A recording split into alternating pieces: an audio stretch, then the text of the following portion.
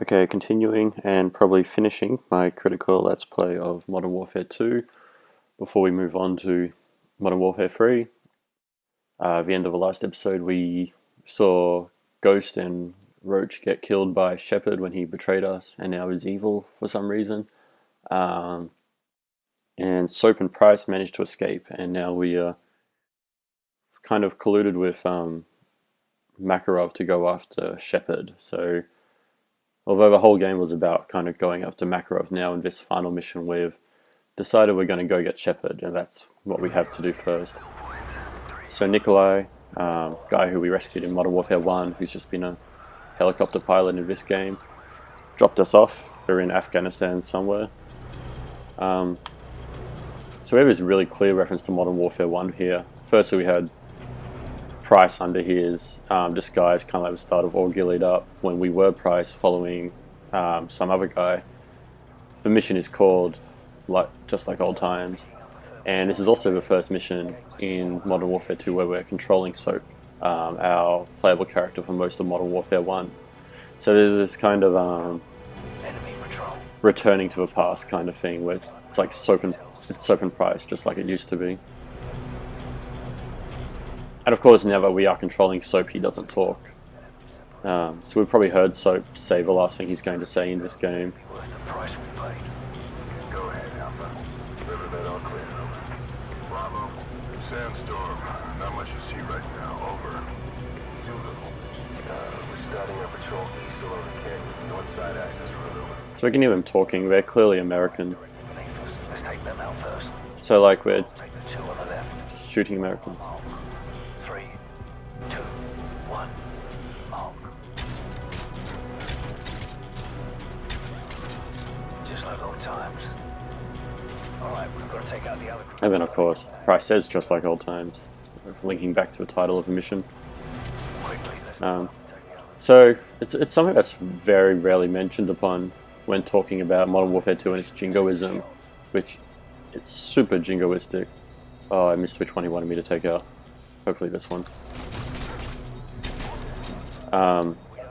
Is that the entire final mission is spent killing Americans on a revenge fury kind of rage, which certainly doesn't negate the cause of jingoism. It's a super jingoistic game, but it's a very strange thing to exist in this game. Goes down below. There with Price going off before us, we had the kind of seeing what our character's doing, like again being able to watch someone else's body to see what our body's doing. And you have this slow kind of crawling down on top of somebody, you know, releasing R1, kind of predatorial kind of moment. I know some people who think that's probably one of their favourite moments in the game, is that kind of slow, descending down on top of somebody moment. It is done quite well. Tango up ahead. Do not engage. So this is another kind of classic stealth around for a while and then everything goes to shit halfway through and you're blowing everything up. Let them pass. That kind of pacing they do very well. Contact with Disciple 5. Probably just the sandstorm that's rolling in or a bad transmitter. So they've lost contact with the people we killed and they're finding reasons why they've lost contact with him. Take out the guard having a smoke or wait for him to move along. And again, just like All Ghillied Up, we have choices of whether or not we kill people. Good night. Let's go. It's worth noting after the stabbing moment, Soap's gun automatically changed to his silenced assault rifle instead of his silent sniper rifle. You know, the game kind of making sure I had the right gun out for close quarters, quite organically, and in a moment where, you know, the character put a gun away, and then the next time they pulled their gun out, they pulled out a different gun without really commenting on it. Coming down the stairs under that red light dead ahead. I'll take the one on the right. On my mark. 3, 2, 1. Mark. Clear. Go. Disciple 6. We've lost all. So it's quite a nice kind of moment of being like right in the middle of things, and you just know it's all going to fall apart. You know they're going to find a dead body eventually, but you just kind of, it's really meant to be a suicide mission. They told Nikolai at the start this was a one-way journey, that they're not planning on coming back. meters above the water. And of course, you kind of probably assume you're going to get out, just like you assume there would be a Modern Warfare 3, even while you're playing Viscous, as if there wouldn't be. Ready to breach. But you assume they're going to get out for that reason, really. Oxide element, 3 left. Search Echo Charlie, go. Door area clear. Check the corners. There's guns nearby, they just happen to have motion sensors. Like the Heart's great sensor from the start of the game that we had when we were with Soap. Soap taught us how to use this gun, you know, using it as Soap. All those kind of little things that it allows, that having multiple playable characters allow it to do like that, I really appreciate.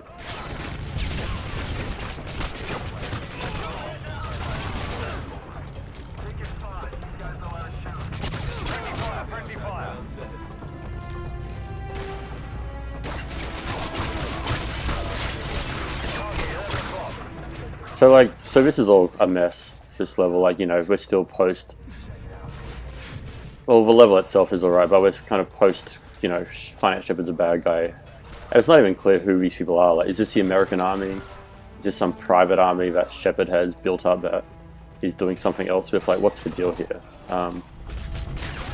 These people, are we killing people who think they're part of the American army but aren't really? Just flatline.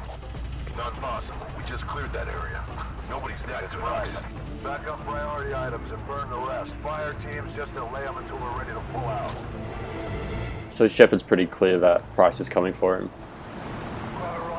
Importantly, he's like, not like it's Price and Soap, he's just like, it's Price. So Price is still very much the main character of this story, of this moment.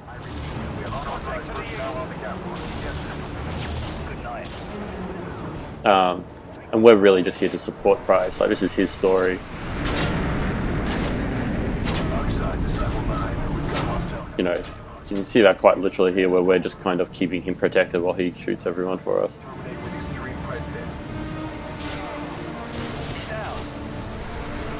Judging by the subtitles, these Americans are Shadow Company. But again, we still don't even know what that really means.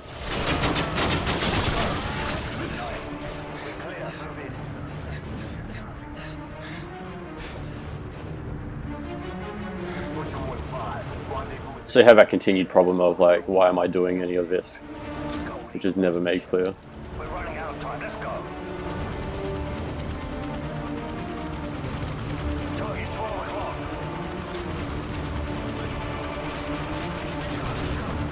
So things have started falling apart, not as like dramatically as they will, but you know, we had that moment where we went, where the stealth stops. So it is one of the better paced levels of the game, I think. But yeah, just kind of a little bit negated with not having really any reason for doing any of it. Any understandable reason, anyway. Hit them from the sides.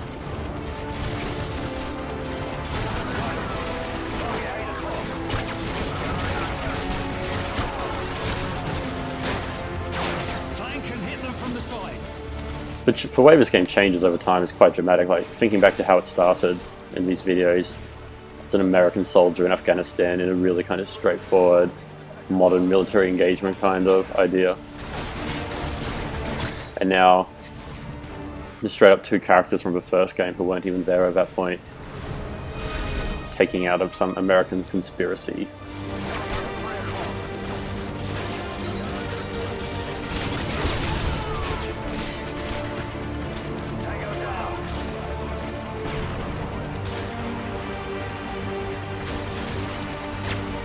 I'm trying to get behind people. Probably should be using that motion sensor.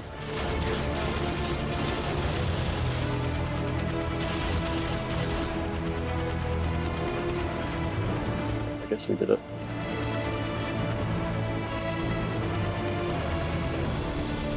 The music does sound very conclusive here. It's not just your usual kind of more urgent music, it's kind of got that this is it kind of sense to it. Through the smoke. They're digging in. Shepard must be close. We have to break through. Alright. I'll draw their fire through the smoke. You're kind of seeing a return of all the different mechanics introduced throughout the game now. We got the motion sense, the heart sensor, now we've got the smoke and the infrared whatever scopes. We have the riot shields like in the Gulag. So you're just kind of seeing this return of all the different things we did in the game, one after the other.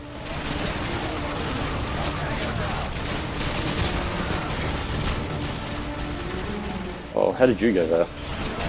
It's almost like a Zelda or something where you end up with a final dungeon and have to use all the tools you've gotten over time. It's kind of just like cycling through them all.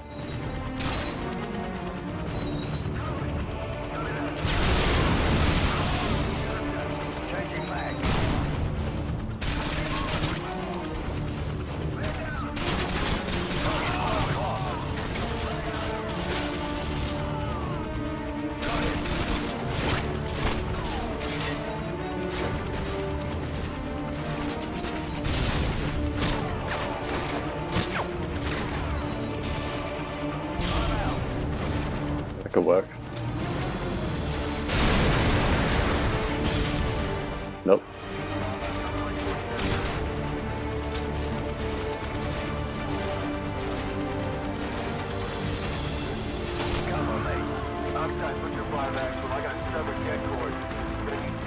Really can't stress just how much more enjoyable the levels are in these games when they're when you have multiple characters. Oh, I dropped the wrong assault rifle. That's annoying. They've sealed the control room. Get a frame charge on the door. Like as opposed to the levels where you're all by yourself and everybody's focusing on you. Like just being able to get behind characters. So we have another breach. Just like all the old ones, except now there's clearly a lot of explosives here. All units be advised, this is Gold Eagle. The site has been compromised. I'm executing Directive 116 Bravo. If you're still inside, your service will be honored. Shepherd out.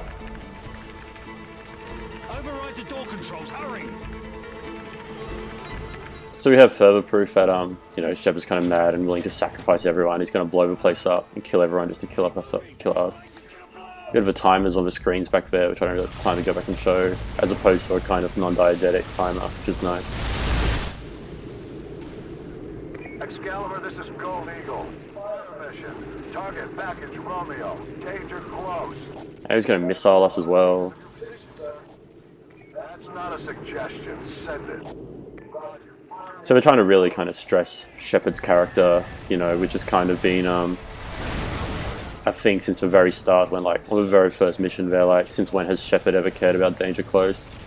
Like he's clearly desperate, he's just kind of bombing his own men. He's very clearly terrified of Price, essentially, with probably a good reason. And it's much how Modern Warfare 2 ends as well, with Modern Warfare 3, with just Price just kind of furiously going after somebody and nothing being able to stop him. He's a terrifying character. He's actually a much more interesting character than the games really make him seem. So he just walking through all these kind of crippled soldiers, crippled by Shepard. It's all very strange.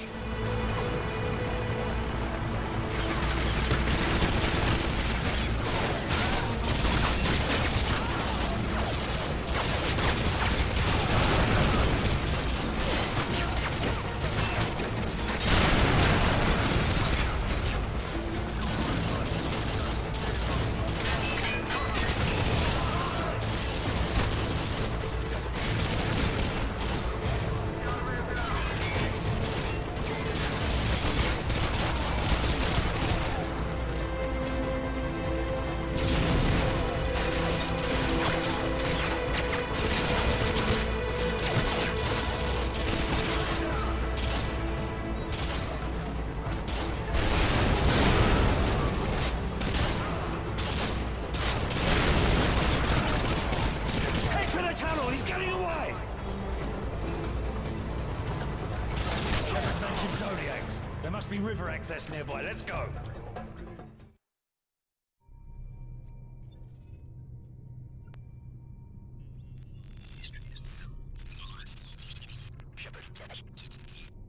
So now we're heading into a very, very final mission. This is for the record. History is written by the victor. History is filled with liars. If he lives and we die, his truth becomes written and ours is lost. Shepard will be a hero, because all you need to change the world is one good lie and a river of blood. He's about to complete the greatest trick a liar ever played on history. His truth will be the truth, but only if he lives and we die. So this loading screen is essentially just like clearly a tape that Price recorded before coming on this mission, called This Is For The Record, which is actually the name of a Modern Warfare 2 mission. You see it on the menu screen, which is very strange, a campaign of a game having its own title, separate from the game's title. We won't worry about that right now, but alright. So here you kind of see, like, as I said, Price being the main character, you kind of see that here, like, sure, we're controlling Soap, but in front of us, we've got Price chasing down Shepard in front of us, like, we're just kind of his taxi driver almost. And you kind of have this repeat of the snow sled, whatever, kind of mission from earlier as well. Very kind of airy feeling boat, just kind of sliding around with it. It doesn't really shine a light to Modern Warfare 1's highway chase at the ending of the bridge. This is nowhere near as dramatic. But I guess it feels more personal. I guess it's much more just a man with a vendetta out to, like, save his name before he dies kind of thing. So that's kind of nice.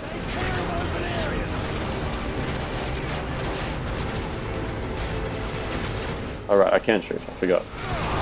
It's exactly like the snow.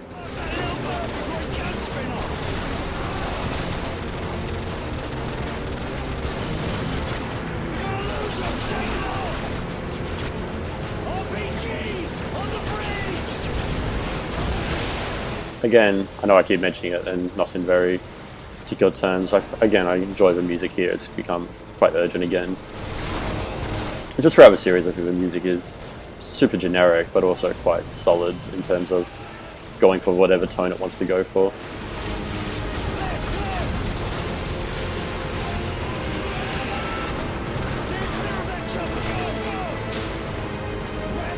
And heading into a whitewater rapids.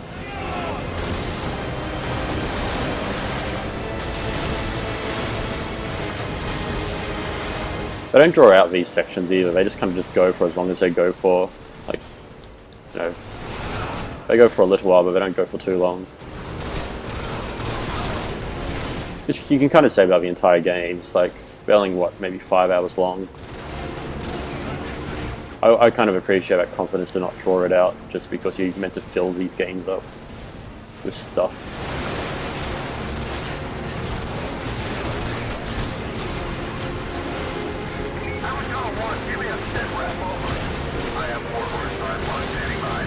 Oh dear, stuck on a rock.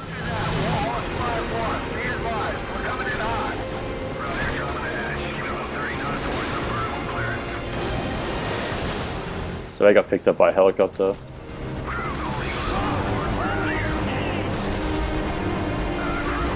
So you got to stop accelerating here. This is a waterfall there. You could just accelerate up here. Then Price takes his shot and manages to shoot out a helicopter out of the sky with his sniper rifle. It tells you to back up, but of course you can't. There is no way to back up, and you got off the edge. So I like that kind of, again, another reference back to All Ghillied Up, when you as a younger Price have to try to sniper a helicopter, unless you dropped your sniper rifle like I did in this playthrough. And then you have him having to do that again, this time to take out Shepard. Another nice kind of referencing back to what happened. Something we see more in Modern Warfare 3 that we just saw then when just the word Kill Shepard appeared on the screen. This using of a kind of non-diegetic HUD with its mission objectives to try to communicate something that the characters are thinking. We saw it when Makarov appeared earlier in No Rush as well. But the way before even your vision came back as Soap, you just see the words Kill Shepard appear, kind of like it's clearly all Soap and Price are thinking about. And that's all they want the player to be thinking about as well. So one of his crew members crawling away kind of follows blood back to the helicopter wreckage. Obviously, you know, vision's very blurry. You're limping. You have this guy try to kill you, and you just kind of hear his gun clicking out of ammo. Kind of a nicely done moment. Like, and then Shepard just runs in front of you, clearly wounded, but like you can't catch up to him, you can't go fast. You just got to like follow him into the sandstorm. I actually really quite like this ending. I don't think it's as good as being crippled on a bridge and having the gun thrown to you, but it's still performed quite well. Like how they thought about where they want you to be. And then you try to take out Shepard, and he's clearly less injured than you are, and stabs Soap in the chest. 5 years ago, I lost 30,000 men in the blink of an eye. And the world just fucking watched. Right, so Shepard was in charge of the American forces that were in fake Middle Eastern country that got nuked in Modern Warfare 1. No shortage of patriots. I know you understand. Which probably is what made him a madman, really. See this kind of moment, you have to crawl towards it. It's kind of quick time event moment. And you can kind of just see Price and Shepard fighting out of the corner of your eye. Which is a clever way to do it. They don't have to animate the entire fight, just like bits and pieces of them being thrown in front of you while you're trying to get the gun to stop it all. I'm also a big fan of these kind of quick time event endings. Like, to me, it's just an extension of following, stage directions, which you've been doing throughout the whole game. So having a one kind of quick time event kind of moment towards the end of the game, I'm totally on board with, and I think they're done quite well. Like, you're like, oh, what can I possibly do here? You're still sitting stabbed. And then you've kind of got the user interface button, which is like, has the same as what it's been to picking up any other weapon in the game. And now it's of course used to get this knife out of your own chest. And kind of like when it said kill Shepard earlier, I really like that using the non-diegetic HUD as kind of part of how it's telling the story, which is like, pick up this weapon, just like picked up any other weapon in the game. Where like really it's a quick time event, but it's using that same kind of interface visual design as it has for choosing weapons. And now you have a weapon, a knife. You just have to aim at him, throw it.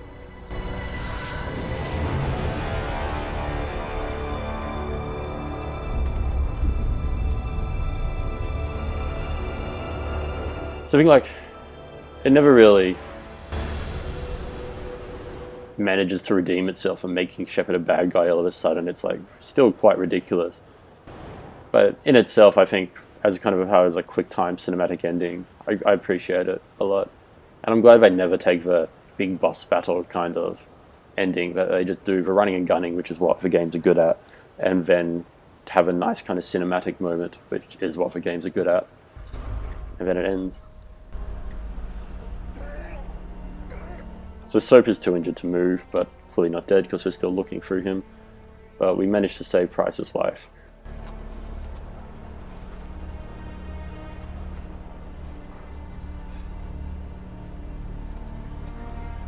Soap.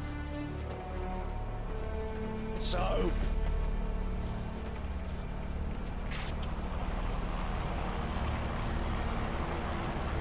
And the helicopter lands, and what do you know, it's Nikolai, who we told not to come back for us. Saving the day again. He's probably nearly out of fuel. I thought I told you this was a one-way trip. Looks like it still is. They'll be looking for us, Nikolai, we've got to get Soap out of here. Duh. I know a place. So nice kind of solid ending, then straight to credits. Like, that kind of, the way all games, or movies really, these days, you make a sequel with the intent to make a third one as well. So a very deliberate kind of to be continued moment at the end of there. So they're taking Soap to a place to hopefully save him, which we will find out in Modern Warfare 3. And then I totally forgot about this super bizarre ending credits of like this war memorial for all the stages of the game, where everybody comes alive and moves around a bit while civilians just walk around this war memorial. It's the strangest thing. Christ, I don't even know what to say about it. It's clearly meant to be some kind of analogy to representations of war and representations of war of a game, with this game representing representations of war in a war memorial gallery, and it's just the weirdest thing. I think it's also one of the multiplayer matches is you can run through here. I don't know, this is particularly weird. It's just kind of after the conflict kind of moment when the right after a kind of to be continued ending. It's so bizarre. But I guess it kind of allows them to do a kind of recap of this is what you did in this game. But even more so, look at these assets we made for this game. Here they are standing here. It's a strange thing. But yeah, so I guess then that was Modern Warfare 2. We, to recap a bit, I guess, essentially kind of see this game as like this really paradoxical game of tensions of what the Call of Duty games used to be, with their kind of one soldier among many kind of battlefield simulators, and you see that mixed up with the kind of more cinematic, few elite soldiers thing that Modern Warfare 1 started. And they kind of go together in this game like oil and water, meaning they don't really go together at all, and you have a real tension there between these kind of real filler levels like the favelas and whatnot, and then you have some really nice cinematic moments like coming up out from the bunker in Washington DC and stuff. So they kind of didn't go together that well, but you saw kind of these two very different design concerns at once. And then in Modern Warfare 3 you see them kind of much more confidently take hold of that cinematic idea and putting aside the battlefield simulator almost entirely, except where it serves their cinematic desires. Which is probably why I really, really enjoy Modern Warfare 3, because it just feels much more confidently cinematic than the earlier games. But that's something we will talk about in the next video. I guess I'll end this here. There's nothing really more to look at in these credits except more art gallery of more levels we've already done. Only other thing worth mentioning is, while this was a to be continued ending, and it will be continued if the next one, they do very conveniently ignore, kind of not mention Shepard really at all. But like, let's forget that happened. The consequences of Shepard are still there. Price and Soap are still on the run. Nuke still went off and all of that, and Makarov is still a bad guy, but as far as Shepard betraying us, that just becomes a very minor side point because they realize that wasn't actually very interesting at all. But I think we might as well end out there. So, hope you've enjoyed watching Modern Warfare 2, and next time we'll start Modern Warfare 3. Cheers!